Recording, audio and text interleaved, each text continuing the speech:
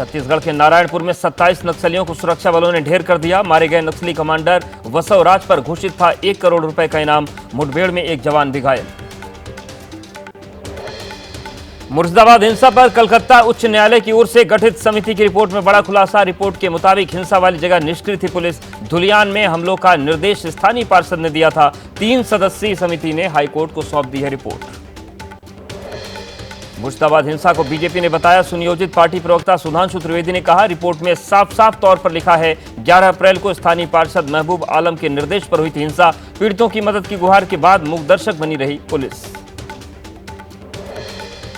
कल बीकानेर के दौरे पर रहेंगे प्रधानमंत्री मोदी। नाल एयरबेस में जवानों से करेंगे मुलाकात। केंद्रीय मंत्री अर्जुन राम मेघवाल के मुताबिक देश नोक में करणी माता के मंदिर में भी पूजा करेंगे पीएम। 9 और 10 मई को पाकिस्तान पर हुए भारत के हमले का एक और वीडियो सामने आया। भारतीय सेना ने ताबड़तोड़ हमले कर तबाह की थी पाकिस्तान की चौकियां। ऑपरेशन सिंदूर की सफलता पर जारी है पूरे देश भर में जश्न। दिल्ली में निकली भव्य तिरंगा यात्रा। मुख्यमंत्री रेखा गुप्ता समेत मंत्री मनजिंदर सिंह सिरसा और आशीष सूद भी तिरंगा यात्रा में हुए शामिल। पाकिस्तान पर जम्मू कश्मीर के उपराज्यपाल मनोज सिन्हा का बड़ा बयान। बोले, इस बार पाकिस्तान ने गलती की तो उसकी 7 पीढ़ी याद रखेंगी। तबाही के बाद बचने के लिए पाकिस्तान ने दुनिया के सामने लगाई थी गुहार। जय हिंद के नारों से गूंज उठा राजस्थान का सिरोही जिला। भारतीय सेना के सम्मान में निकाली गई तिरंगा यात्रा। तिरंगा यात्रा में स्कूली बच्चे भी शामिल हुए। पाकिस्तान को लेकर बीजेपी ने लोकसभा में नेता प्रतिपक्ष राहुल गांधी और कांग्रेस अध्यक्ष खड़गे पर साधा निशाना। प्रवक्ता सुधांशु त्रिवेदी बोले, ऑपरेशन सिंदूर को छिटपुट युद्ध बताना और भारत के विमानों की जानकारी मांगना ये पाकिस्तान को ऑक्सीजन देने वाले बयान है। कांग्रेस नेता जयराम रमेश का विवादित बयान। ऑपरेशन सिंदूर के तहत बने सर्वदलीय प्रतिनिधिमंडल में शामिल सांसदों की तुलना आतंकियों से की। कहा, हमारे सांसद भी घूम रहे हैं और पहलगाम के आतंकी भी खुलेआम घूम रहे हैं। बीजेपी ने इंडिया गठबंधन को बताया popular front of Pakistan. Sudhanshu Trivedi ने कहा, इंडिया गठबंधन के नेताओं के बयान पाकिस्तान की मीडिया, डिफेंस ब्रीफिंग और संसद में हो रहे हैं इस्तेमाल। हरियाणा पुलिस ने चरखी दादरी में अवैध रूप से रह रहे बांग्लादेशियों और रोहिंग्याओं के खिलाफ चलाया अभियान। झुग्गी झोपड़ी में रहने वाले कई संदिग्धों की दस्तावेजों की गहन जांच के बाद की गई पूछताछ। वाराणसी के संवेदनशील इलाके बदरडीहा में शरारती तत्वों ने 40 से अधिक सीसीटीवी कैमरों को तोड़ा। स्थानीय लोगों ने बताया, क्षेत्र का माहौल बिगाड़ने की थी बड़ी साजिश। जांच के लिए पुलिस की 3 टीम गठित। राजस्थान के जोधपुर में कलेक्टर कार्यालय में बम की सूचना से मचा हड़कंप। ईमेल के जरिए मिली सूचना के बाद मौके पर पहुंची बम निरोधक टीम। डॉग स्क्वाड की मदद से की गई छानबीन। बम की सूचना फर्जी निकली। हरियाणा की अशोका यूनिवर्सिटी के एसोसिएट प्रोफेसर अली खान को सुप्रीम कोर्ट से मिली अंतरिम जमानत। जज ने अली खान के सोशल मीडिया पोस्ट पर उठाए सवाल। कहा, जब देश संकट के खिलाफ एकजुट था तब ये सब करने की क्या जरूरत थी।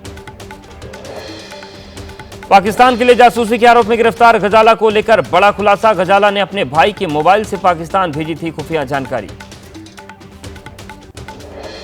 ऑपरेशन सिंदूर की सफलता के बीच जम्मू कश्मीर में आतंकवादियों पर एक्शन जारी। सोपोर में जब्त की 3 आतंकियों की संपत्ति। पाकिस्तान में छिपे बैठे हैं तीनों आतंकी। उत्तर प्रदेश के बाराबंकी में पाकिस्तान के समर्थन में पोस्ट करने पर कार्रवाई। पुलिस ने पोस्ट करने वाले युवक के खिलाफ दर्ज किया मामला।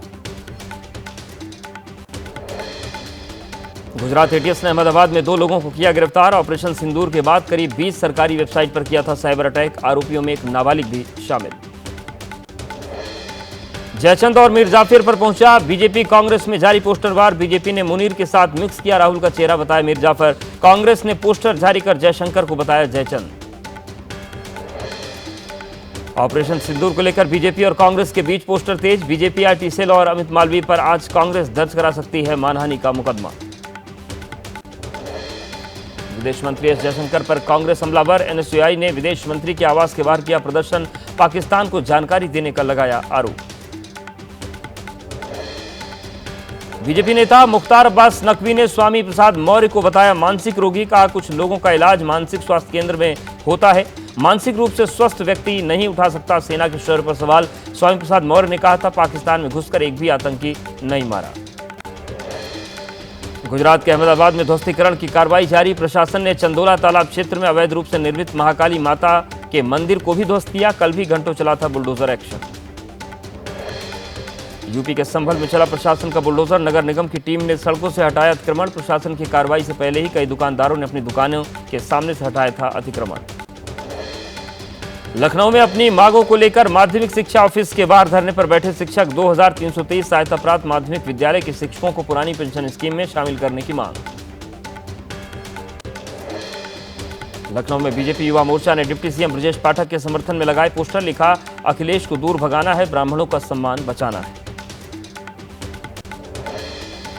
पूर्व प्रधानमंत्री राजीव गांधी की पुण्यतिथि पर बिहार चुनाव के लिए कांग्रेस का बड़ा दांव। पार्टी ने माई बहन मान योजना लाने का ऐलान किया। हर महीने महिलाओं को 2500 देने का वादा।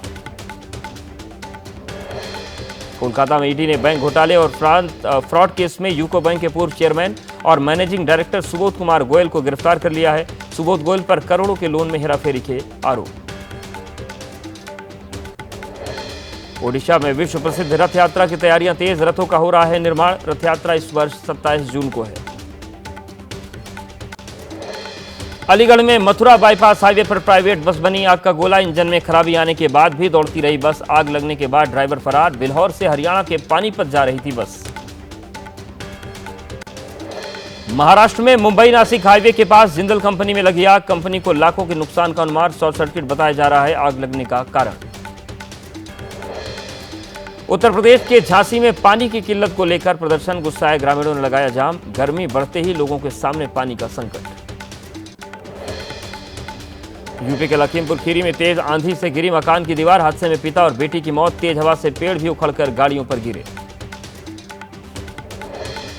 महाराष्ट्र के भंडारा में आंधी तूफान ने मचाई भारी तबाही। तेज हवा में उखड़े 400 से ज्यादा पेड़। बिजली के खंभे और घरों की छत भी उखड़ी। आम के बागों को भी पहुंचा भारी नुकसान। पुणे में बारिश ने बिगाड़े हालात। पिंपरी छिचवाड़ इलाके में जगह जगह गिरे पेड़। कई गाड़ियों को भी पहुंचा नुकसान।